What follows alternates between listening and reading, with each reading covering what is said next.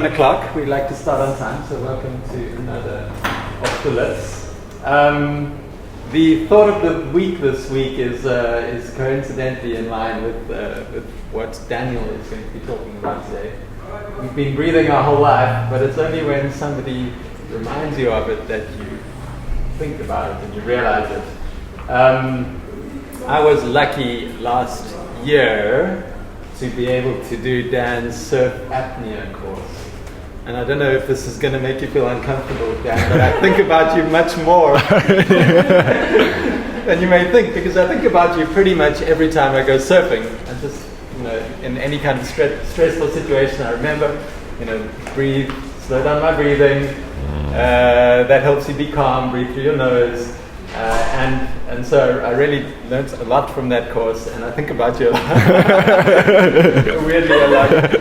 And then what dawned on me afterwards is, while it's a surf apnea course, actually it's applicable to any kind of stressful situation in life. What happens when we have some stress, you tend to forget to breathe, and that's exactly the wrong response. So it was helpful for my surfing and super helpful for life in general. So today you're going to talk about breathing. Dan he's come all the way from Cape Town today, just in time. Woke up at 3 a.m. As always, Dan's going to talk for 15 to 20 minutes, and then after that, hold your questions. We're going to have a Q&A at the end. Thank you, Dan. Thank you. Hello, all of you beautiful people. Welcome. Thank you for being here today. So my name is Daniel, and I am a professional breathwork coach and a surf apnea instructor. So today in this chat, we are just going to touch very briefly on the incredible world of breathwork. So I've been a breathwork coach for about 8-9 years now, and I teach breathwork for a wide range of modalities and reasons, from the surf apnea side of stuff, so learning how to harness the power of your breath to increase your confidence and safety and endurance out in the ocean, whether you are a surfer or a bodyboarder or any type of ocean athlete. I work with a lot of other high performance athletes, fighters, cyclists, paddlers, swimmers, a lot of different athletes who have kind of professional athletes who've hit a performance plateau, and then I go and teach them how to harness the power of their breath and then manage to break through those plateaus and start getting increased performance results. So that's from the sports performance side of things. I do a lot of breath work for people struggling with stress, anxiety, depression, addictions, and utilizing the breath as a very powerful form of therapy, as a therapeutic tool. And then I also teach breath work for what is known as holotropic breathwork, which is to help people deal with trauma, past traumas and unprocessed traumas in life. So if I had to talk about breathwork and everything that I know about breathwork, I could keep you here for a number of days. So I've only got 15 to 20 minutes, so we're just going to touch on a very few of the basics of breathwork, and then I'm going to teach you some breathing exercises and tools that you can utilize throughout life in your everyday experiences. So with regards to what I'm going to share with you today, some of it might be a bit scientific, some of it you might not understand. So if there are any concepts or terms that I'm explaining to you that you do not understand, please feel free to ask me questions. That's what I'm here for. Okay. Likewise, if there's something specific that you want to know about breathwork or how you can utilize your breath for different scenarios in life, and I don't touch on that here, please come and ask me afterwards, because I'm happy to help. Okay. So first things first.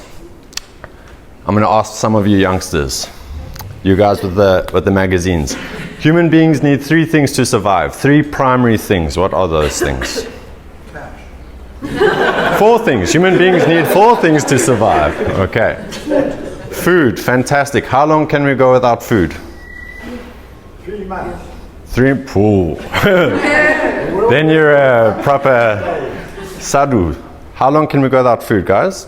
Any idea? World record 93 days. 10 days. 10 days, most of us will start getting very angry and hungry and not so happy, But the average human being can go up to 40 days without food, okay? So 1 month before your organs start shutting down and your body starts shutting down. So that's food. What other things do we need to survive? Water. Water, fantastic. How long can we go without water? Yeah? Any idea? 3 days. Exactly. On average, 3 days without water. Okay? What else do we need to survive? What is the primary source of life? Air, okay? Oxygen, okay? This beautiful stuff around us, this gaseous mixture of life, air, okay? How long can we go without oxygen going to the brain before it's tickets? 2 minutes. Okay, roughly 3 to 4 minutes without oxygen going to the brain, and then we become declared brain dead, okay? So then the body starts shutting down. So here's another question.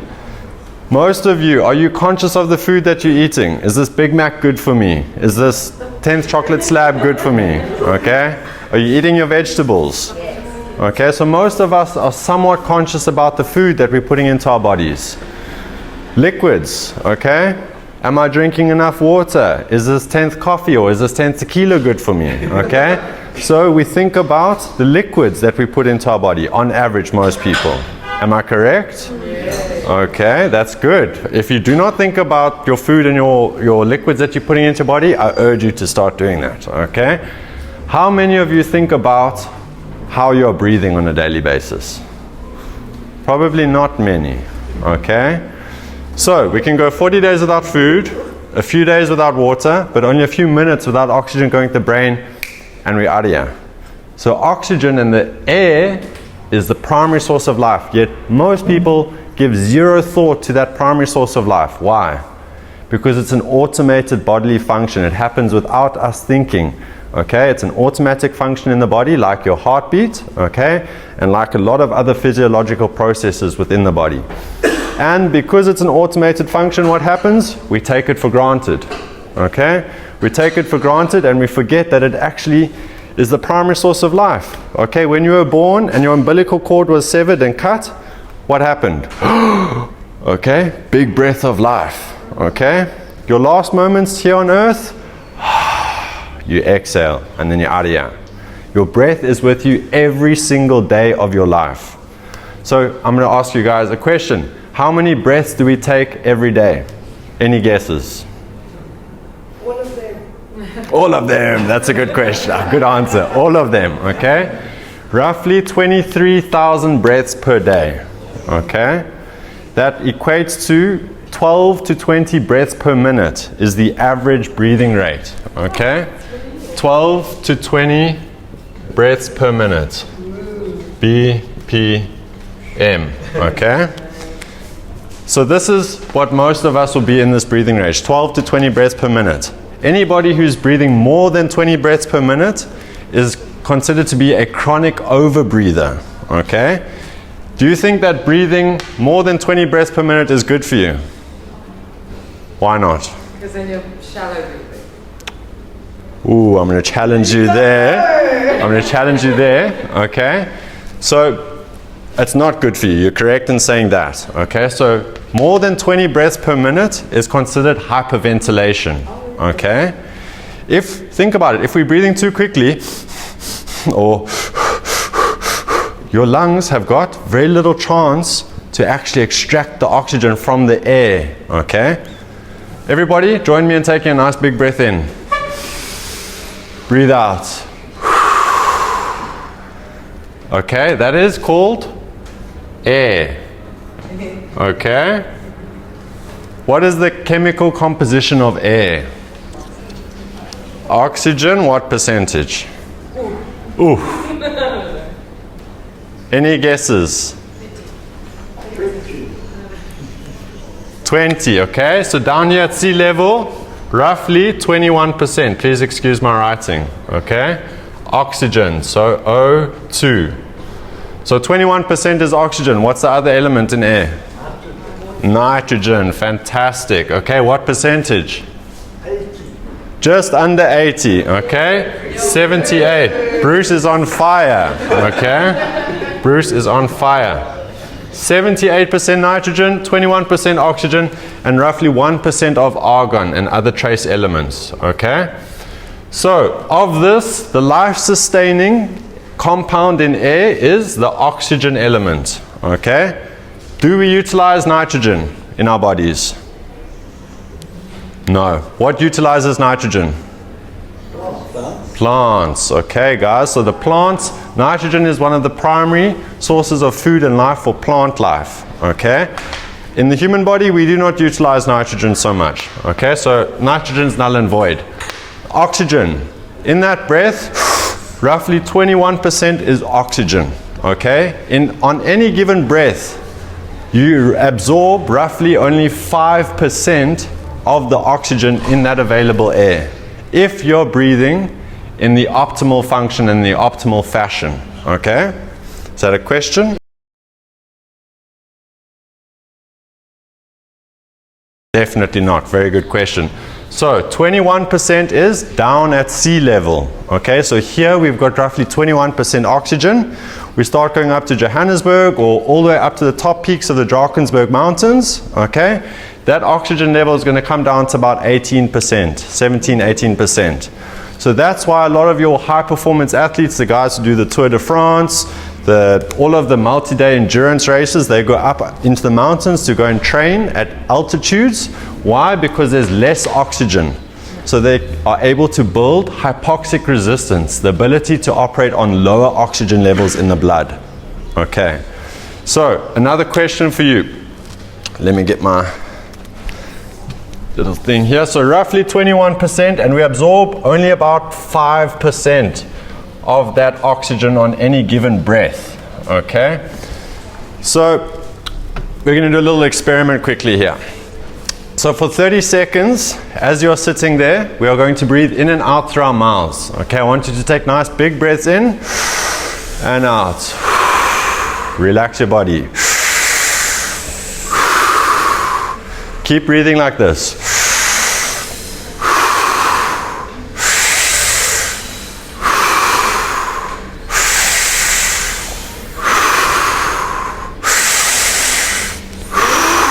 Ten more breaths.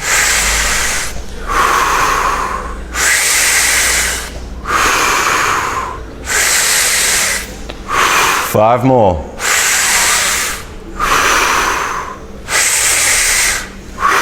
3 more. Last 2. Big breath in. Breathe everything out. Hold your breath. Relax.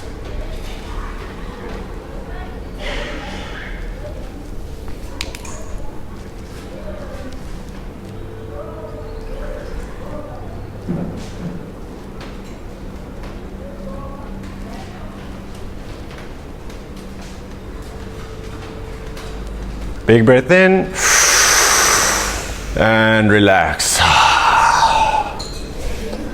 Okay. Were you holding your breath on empty lungs, huh? Without any air inside our lungs? How is that possible? How can we hold our breath and be okay without any air inside our lungs? Any idea? Your blood. Bruce is on fire. Do you want to come stand here? So the blood is full of oxygen, okay? So that blood oxygen is called SpO2, blood oxygen saturation, okay? All of us, as we are sitting here, our blood oxygen saturation is at 95 to 99%, okay? So our blood is almost completely saturated with oxygen. So that is how we can hold our breath on empty lungs, because the blood that is circulating throughout our body is completely saturated with oxygen. What is that oxygen used for? It's amazing how we know very little about the primary source of life in the body, okay? Oxygen is one of the primary sources of energy in the human body, okay? It goes into a process called the cellular respiration process. And that process is what gives all of your muscles, cells, tissues, and organs energy to perform their different functions, okay? SpO2, blood oxygen saturation. So oxygen is a very important element for life in the body, okay?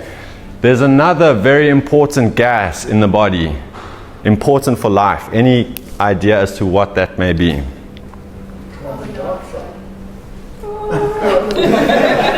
Okay, carbon dioxide. So carbon dioxide, PCO2. percentage carbon dioxide in the blood. Okay? So the average human is 35 to 45% PCO2.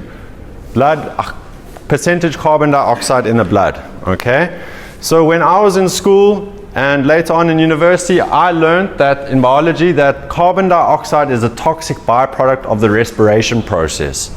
So that's why, no good, exactly. So that's why when we breathe out, we exhale carbon dioxide because our body doesn't need it. Okay? Incorrect. Okay? Completely incorrect.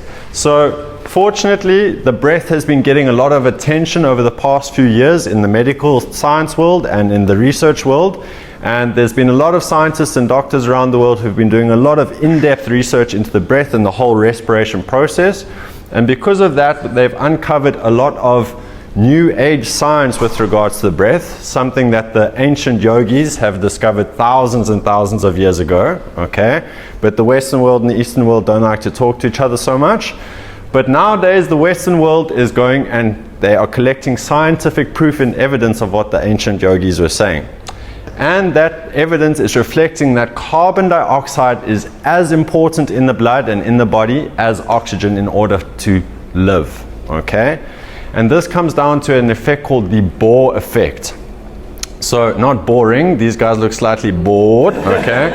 I'm going to teach you some interesting breathing techniques shortly, okay, once we get over the boring stuff.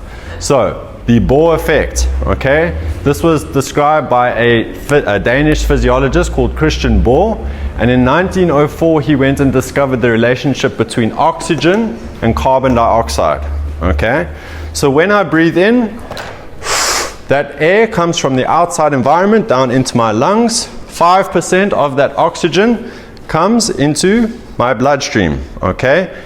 How is it transported throughout the body? In the bloodstream. What particular part of the blood transports oxygen? Any idea? Round of applause for Bruce, please, okay? Hemoglobin. So hemoglobin is the protein molecule that is responsible for binding to oxygen and transporting it throughout the blood. Have you guys heard of hemoglobin? Okay. So hemoglobin is also the pigment that gives you, or the protein that gives your blood that red pigmentation. Okay. So now you can imagine a little oxygen molecule coming in the air, down through my breathing channels into the, how many lungs do we have? Hopefully 2. Okay. I've worked with people who've got half a lung. Okay. You can still function and operate on half a lung. But most healthy individuals born with 2 lungs, so it goes into the bronchi, then into the bronchioli, which are the fine little branches that look like the roots of a tree, all the way down into the base of these bronchioli where they get the alveoli air sacs. Okay? Within these alveoli air sacs, the oxygen goes from a gas phase, permeates through a semi-permeable membrane into the bloodstream, where it then binds with the hemoglobin protein. So let's say the oxygen is standing there. As a hemoglobin protein molecule, the oxygen is my best friend, okay? So I see an oxygen, I'm like, I've been waiting for you. I go and I give that oxygen molecule a big hug, okay, because he's my best friend. And now I feel my left calf cramping, okay, so what do? As a hemoglobin protein, I'm going to look after the body, so I transport this oxygen to the calf where I release the muscle, release the oxygen. Calf says thank you, but now I'm an empty hemoglobin protein. So go back to the heart, to the lungs, find another oxygen and transport it. Okay? Does that make sense? The hemoglobin protein transports the oxygen. So this is where the relationship now comes in with carbon dioxide and oxygen. So the Bohr effect states that if the percentage carbon dioxide in the bloodstream is less than 35%, that hemoglobin protein is unable to release the oxygen molecule. Okay, so you can be completely saturated with oxygen, 99%, but if your carbon dioxide level in your blood is too low, that oxygen is unavailable. Does that make sense? Okay. So what would then drop our carbon dioxide level in our body? Any idea? Very simple. Mouth breathing. Okay? Mouth breathing is one of the worst breathing habits you can have as a human being. So when we breathe out through our mouth, everybody breathe out through the mouth. There we go. We release a lot of excess carbon dioxide from our bloodstream, okay? That can come into play and serve you very well when you're out in the ocean, okay?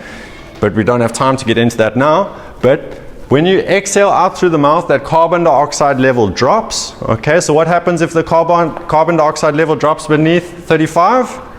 Hemoglobin proteins won't let go of the oxygen, okay? Nasal breathing, breathing in and out through your nose, regulates this carbon dioxide level perfectly. So it will create your carbon dioxide level to be in that optimum range just by breathing in through your nose. So nasal breathing will give you access to more oxygen because we are regulating our carbon dioxide levels. Does that make sense? Okay, so now I'm just going to highlight a few fundamental differences between nasal breathing, mouth breathing, and then I'm going to give you some breathing techniques and then take questions. Okay, so I don't need a draw for this, I'm a terrible artist. Nasal breathing versus mouth breathing. Show of hands, who thinks mouth breathing is a better option for you? Fantastic, our ears are working. Okay, so mouth breathing, not such a good thing, guys, okay, because what happens is when we breathe out through the mouth, we release too much carbon dioxide. When we breathe in and out through the mouth, excessively, it's known as hyperventilation, okay? Kind of what we did before we held our breath there. So the reason that you're also able to hold your breath on empty lungs after going through that little breathing pattern is we drop that carbon dioxide level. Whenever you're holding your breath in any type of breath hold, it's not a lack of oxygen which causes that urge to breathe, but rising levels of carbon dioxide. Okay, your body's still got 95 to 99% oxygen in your blood to keep you going. So that urge to breathe, whenever you're holding your breath, is not from too little oxygen, but from rising carbon dioxide levels. Okay, so nasal breathing regulates that carbon dioxide level. Mouth breathing drops the carbon dioxide level. Mouth breathing also triggers the sympathetic side of the nervous system. Have you heard of the sympathetic nervous system? Also known as the fight or flight side of the nervous system, okay? Paddling and you feel something bumpy underneath your board. All of a sudden the heart rate's going, okay? Or driving down from Cape Town in a rear end of Ferrari, okay? Sympathetic response, big time, okay? Stress, anxiety, fear, that is the sympathetic side of the nervous system. What's the opposite side? Parasympathetic, okay? Rest and digest side of the nervous system. So as soon as you breathe in and out through your mouth, you stimulate the sympathetic side of the nervous system. That side of the nervous system where you're going to get the release of the stress hormones, cortisol and norepinephrine. So ever seen somebody having a panic attack? It's usually in and out through the mouth too quickly, okay? Hyperventilating. What are they doing? They're increasing their heart rate, they're releasing stress hormones, they're dropping that carbon dioxide level, which stops the oxygen from being available in the body, and they're taking themselves into a stress cycle, okay? The opposite side of the nervous system, parasympathetic nervous system. How do we regulate that? Nasal breathing, okay? So nasal breathing, as soon as you breathe in and out through your nose, you're going to stimulate the parasympathetic nervous system. You're going to inhibit the release of any stress hormones, okay? And it's also going to control that carbon dioxide level. One quick additional benefit, well, two benefits of the nasal breathing, okay? Inside of your nose, there's thousands of little hairs called cilia, okay? And these cilia act as a filtration system. So in this air, we've got nitrogen, oxygen, and 1% of argon, but there's also dust and pollutants and things like that. So these little cilia, when we breathe in through our nose, they filter out all of these pollutants and dust in the air.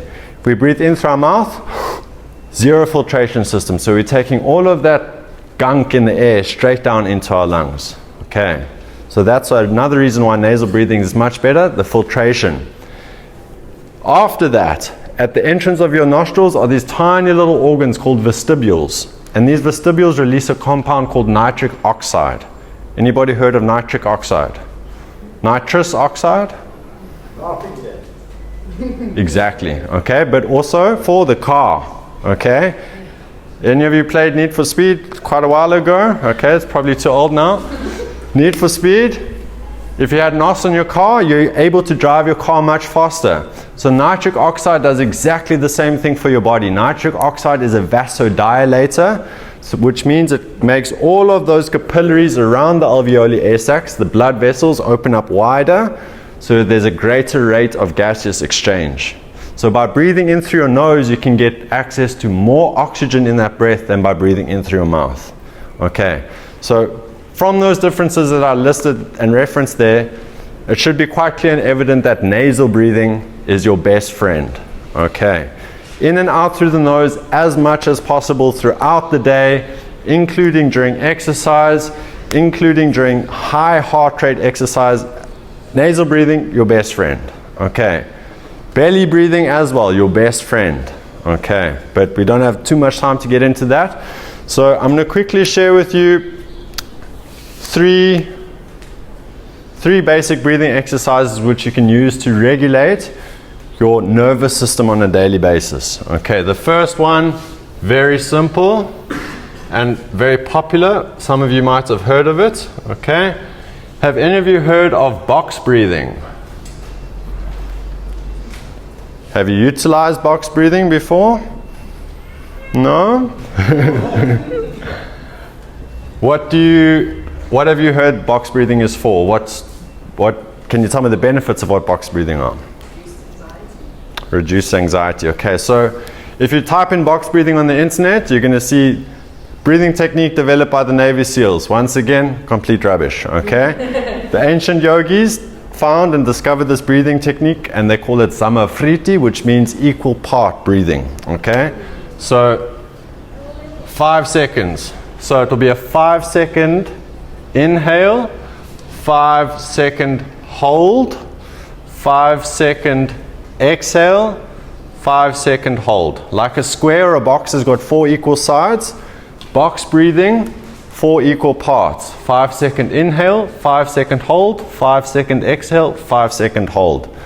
If you're feeling stressed, anxious, fearful, panicky, okay, out of control, any type of emotion where you do not feel safe, you go into 5 minutes of box breathing, and it's going to take you from a sympathetic reaction, they're stressed outside of your nervous system, to the calm, relaxed, rest and digest side. It's so powerful that people like first aid emergency responders, paramedics, fighter pilots, policemen, firefighters, they use this on a daily basis to regulate their nervous system. Okay, very, very powerful breathing technique. Very simple. If you know anybody who struggles with panic attacks, go and teach them this one. Okay. Then a more basic version of this one, second last technique we'll teach you quickly. 1 to 2 breathing. Inhale to exhale. Okay. So breathing in a ratio of 1 to 2. So if we have a 4-second inhale, how long should our exhale be? 8 seconds. Okay. So 4-second inhale, 8-second exhale. So our exhale is double the length of our inhale. Why are we doing this? Okay. The inhale parts of the breath increases your heart rate. Okay. Exhale parts of the breath slows down the heart rate. So if we prolong that length of our exhale, we are going to slow down our heart rate, slow down the release of any stress hormones, and take our body into that calm parasympathetic state. Once again, feeling stressed, anxious, fearful, or panicky, 1 to 2 breathing. It doesn't have to be 4 seconds and 8 seconds. It can be 3 and 6 or 5 and 10, as long as it's double the length of the exhale from that inhale. Okay, does that make sense? 1 to 2 breathing. If you want, you can leave me your email address and I can send you a whole downloadable PDF with all of this information. Okay, then last one. And I don't know if any of you, well, let me just explain it first so I don't even need to write this one. Okay, so please all take your right hand, put it on your chest, left hand on your belly, okay? And when you breathe in, try and imagine your belly to be a balloon. So as you inhale, try and get that balloon to expand. feel that belly expand outwards. Once that balloon's fully inflated, expand that breath up into your chest. And breathe out to the mouth. In through the nose, into the belly, into the chest, out through the mouth. Okay. The physiological sigh, it's a 3-part breath. First into the belly, then into the chest, exhale out through the mouth. Have any of you heard of Andrew Huberman? Okay, so he's recently done a research, well his team at the university has done a scientific research on the fastest and most efficient ways to deal with stress and anxiety, okay, natural ways. And they found that the physiological sigh is the most effective means to do so, okay, more so than meditation, more so than pharmaceuticals, more so than, I don't want to say surfing, okay, but the physiological sigh is a very effective way to deal with stress and anxiety in a fast and effective manner, okay? So the physiological sigh, 3-part breath. 2-part inhale, first into the belly, then into the chest, and then out through the mouth.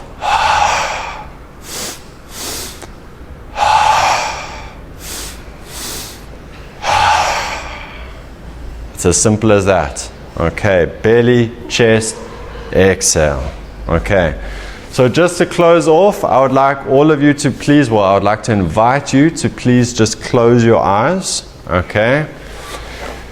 And then just take that right hand, put on your chest, left hand on your belly, and now just bring your awareness and your attention to your breath. Okay, this breath which has been with us every single day of our life, 23,000 breaths per day. And as you are breathing here, I would like to invite you just to feel that breath. As you inhale, you feel it coming into your lungs. And as you exhale, you feel it leaving your body. And we're going to take 10 breaths together here. And it's going to be quiet. And I would like to give you the opportunity just to practice a sense of gratitude for your breath. Gratitude that your breath has allowed you to live this beautiful life. Gratitude that your breath has been with you every single day. So we're going to take 10 breaths together and just send your breath gratitude. Inhale and let it go. Inhale, let it go. Inhale, let it go. Inhale, let it go. Last 5, in, let it go. In, let it go. Last 3, big breath in and out. Last 2 and out. And last big breath together in through the nose. Sigh everything out. That is your breath, guys. The breath of life. Don't take your breath for granted. It is a superhuman tool, okay? If you would like to learn more about the breath, you are welcome to come and ask me questions. Leave me your email address. I'm happy to share a whole bunch of information with you. Thank you for being here today. And any questions?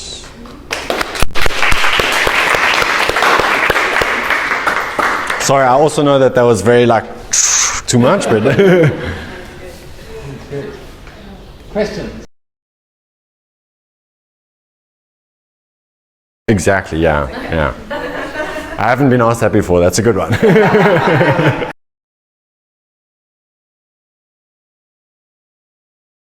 That's an old school way of regulating the system. So what happens is when you breathe out, when you're breathing in and out into a bag like that, okay? So we're exhaling into the brown paper bag. So what do we exhale? Carbon dioxide, okay? So then we're breathing in that carbon dioxide. What that will then do is that makes the carbon dioxide level in the blood rise, which then gives you access to more oxygen, okay? So it can help calm you down, but we're still breathing in and out through the mouth, which triggers the sympathetic nervous system. So a more effective manner would be to shift over to slow, calm nasal breathing, okay? A lot more effective than exactly.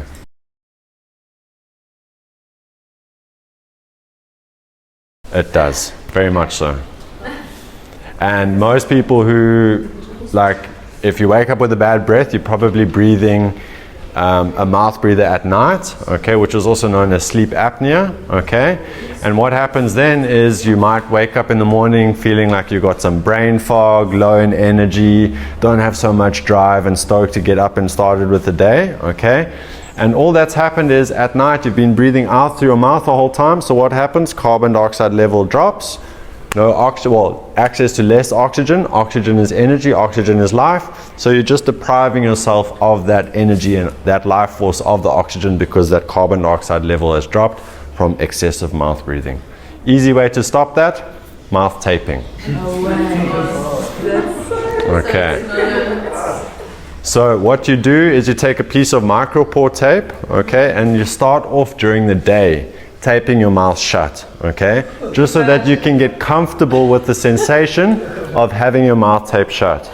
Once you're comfortable with that, then you can start taping your mouth shut at night time, and what that then does is it forces you to breathe in and out through your nose during the night, regulates carbon dioxide levels, maximum oxygen absorption and release in the bloodstream to all the cells. You're going to wake up feeling stoked, energetic, clear mind. Okay. Noisy will keep you quiet for a while. Exactly. I'm a confessed full-time mouth breather. Yeah. Thank you for sharing. Thank you guys for your acceptance.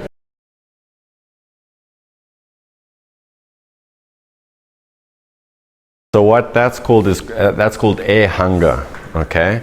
And because you're breathing out through your mouth so much, your carbon dioxide level, that PCO2 level, will naturally be slightly lower, okay? So when you're holding your breath, it's that rise of carbon dioxide which causes that urge to breathe. It triggers that urge to breathe. So that feeling of not having enough air is simply increased carbon dioxide levels in your bloodstream, which trigger that sensation of, I don't have enough air. So you do have more than enough air when you're breathing in and out through your nose, but you aren't comfortable with the sensations of rising carbon dioxide levels. So that takes a little bit of time to build adaptations to rising CO2 levels in the bloodstream. Easiest way to do that is just to try and constantly go into nasal breathing and just relax while you're doing it.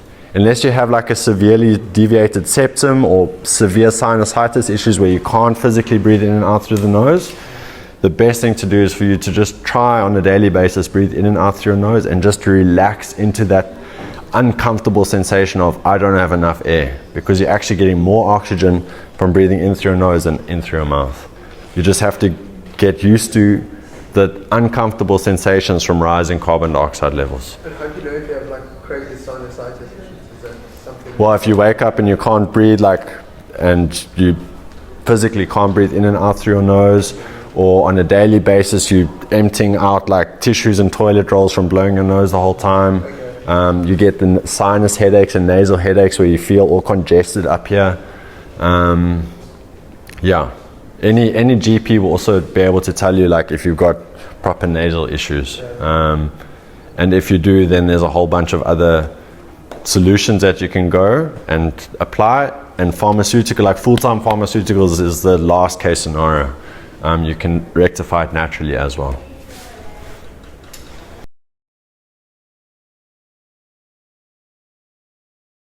I think the world record is about 22 minutes.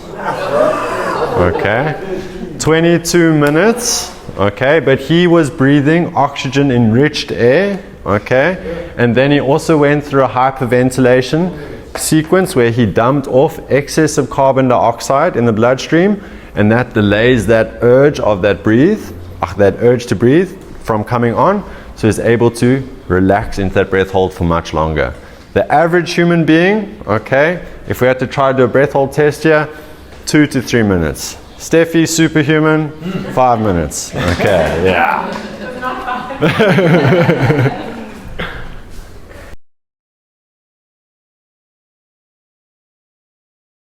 So there's two different things that could be taking place there, okay?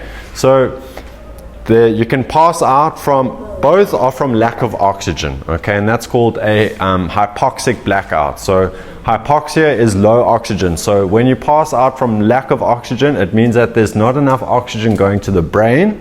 The brain registers that there's not enough oxygen going to it, so what does it do? It shuts the body off as a self-protection mechanism, okay? That can happen from holding the breath to the point where your body's now utilized all of the available oxygen in both the lungs as well as in the bloodstream, okay? And that's quite extreme, so you have to push quite hard to get there, or through hyperventilation, okay? So what does hyperventilating do? Drops the carbon dioxide level in the bloodstream, hemoglobin proteins won't release oxygen, we go into a hypoxic state. So not enough oxygen going to the brain, and that's why you pass out. It's as simple as that, not enough oxygen going to the brain. Does that answer your question? Yeah. That can bring on all sorts of crazy effects. Like some of the breath work that I do, the holotropic style breath work, we go into that hyperventilation type breathing, lying down obviously, okay, for over an hour, okay, and there I've been able to release, well, you can release DMT in the brain as well, so full on psychedelic out of body experience just through breath work. So breath work's a very, very powerful tool. Yeah. There was another question. Yeah, last question for now, and then chat to the. Yeah, sorry. Yes, don't stop yourself from yawning. Such a pleasure.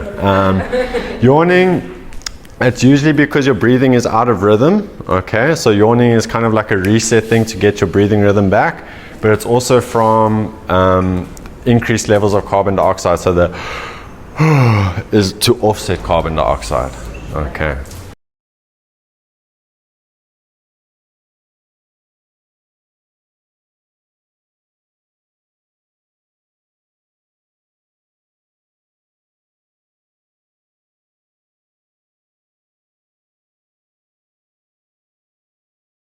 So the average human being, like in our breathing, shallow breathing, which you mentioned, is actually a healthy form of breathing. Okay, I didn't get to cover that.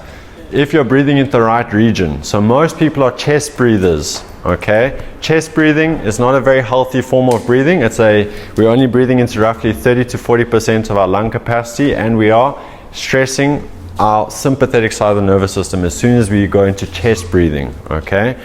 Belly breathing, access up to 60% of our lung capacity, stimulates the parasympathetic nervous system, the calm, rest, and digest. That three-part breath, the yogic breath, we access the belly breath, so the diaphragmatic breath, thoracic breath, and then the clavicular breath. So we access 100% of our lungs capacity. So on the average day today, we are only breathing into 40 or 50% of our lung capacity. When you go into that three-part yogic breath, you access 100% of your lung capacity.